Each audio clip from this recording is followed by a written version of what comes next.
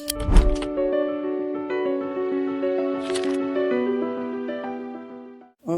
don't think I ever missed a tax day, but however, if you decide to not go long by these good old deadlines that are very Google searchable, we also provide those deadlines as well too. There are some consequences. However, if it's because you missed it due to life things happening, or maybe you just are not confident of filing what you had just to meet a deadline date, there are options like extensions available. Where you can take your time to really figure out what are the things that you're really needing of reason why we can't hit these deadlines. However, getting up on a deadline may be the problem. We are here this whole year. It's summertime. A lot of people right now are trying to travel, graduations, and things like that, and then we forget about it. And then January hits, and you're like, oh my gosh, I haven't tracked nothing. I'm not confident in filing. And depending on what structure you're in, your taxes may be due in March, not even April. And now we sitting here with this big tax bill because you self-preparing it. And you're like, oh my God, the bill say $10,000. I'm running out of time. Months is going by, and boom, before you know it, it's April 14th. And you done missed the deadline. And guess what happens now? You got a penalty. Because you said, I don't want to hit the button. All you had to do was send me into something. That's all I'm saying. That's it. Well, and then and it's so true, because honestly, if you go ahead and make sure you at least reach out. If you feel panicked in January and you know that you made a lot of money last year and you didn't do a good job of making your ledgers, go ahead and reach out. Hey, do you guys have bookkeeping? Are you guys able to assist?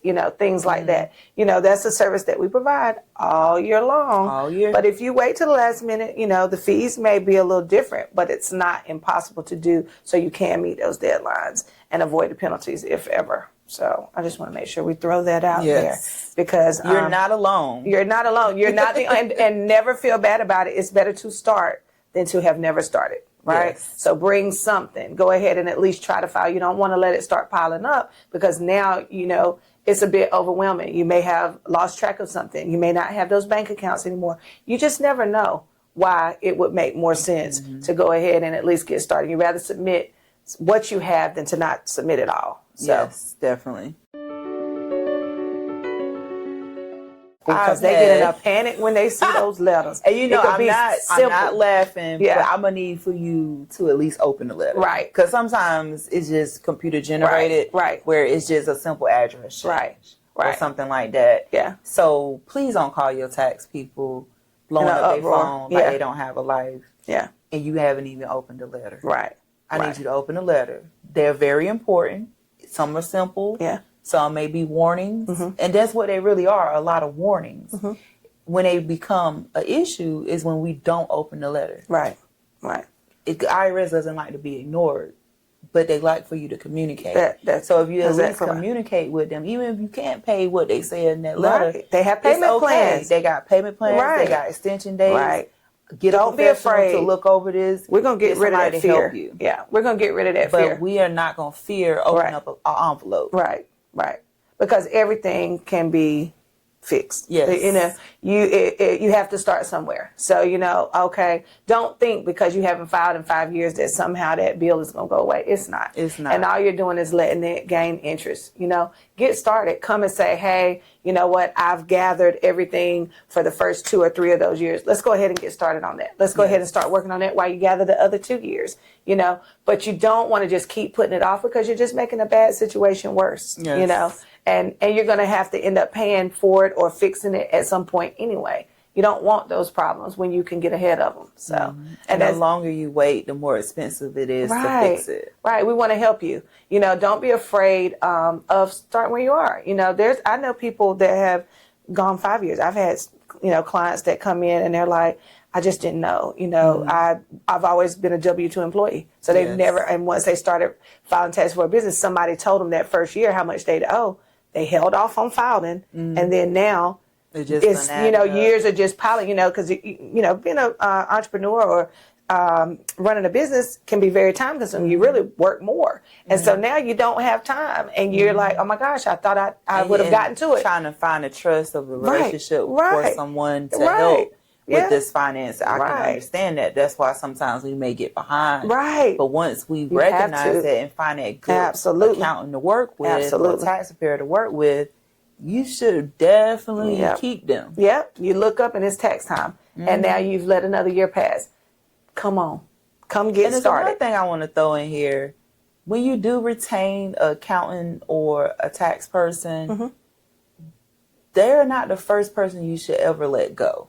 Right. Especially in these times, because what happens is you got some people that'll come and they'll retain you for bookkeeping, right? Or tax help and stuff like that. And then when they feel like they got it, they'll let you go. Like you're the first person to let go, or because an income change or something like that. But you must remember, tax season will come back. Absolutely. And you still need help. Yeah. Don't let that be the first person you let go, because I see it all the time. Right. They'll be like, oh, I had an income shift. Right. I'm gonna need to discontinue my services right now. Right. But then you back to me in tax season and your bill high again. Right. And that we're playing catch up. And that was the whole point of tracking. Right. And we have tiers. We have tiers to all of our services.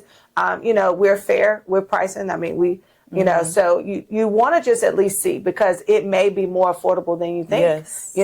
You may be able to a la carte some of your services to at least, to be able to make sure that you're not in a panic during tax time. So, just really, you want to check out the website.